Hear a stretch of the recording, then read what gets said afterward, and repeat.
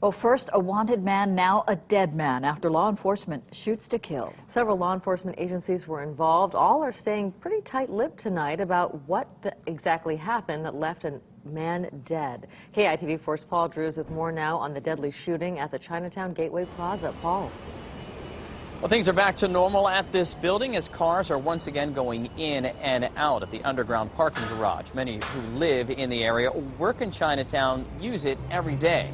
It was there that law enforcement attempted to serve a warrant this morning with deadly results.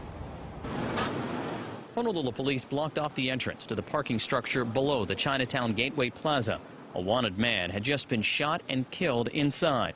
According to a source with the U.S. Marshals Service, the Fugitive Task Force tracked the wanted man to this lot. They approached what was believed to be his car and heard screaming inside. Marshals say the fugitive reached for a weapon, so they tased him. That didn't stop him, so they opened fire. Paramedics attempted to take him to the hospital, but he died from his injuries before that happened.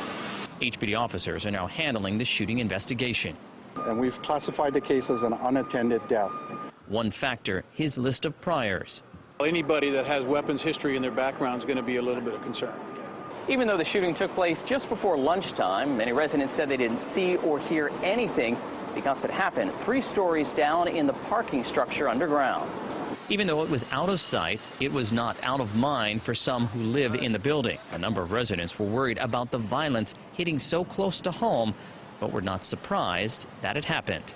A lot of crime and violence happens over here, and so much junk goes on in Chinatown, you just don't know.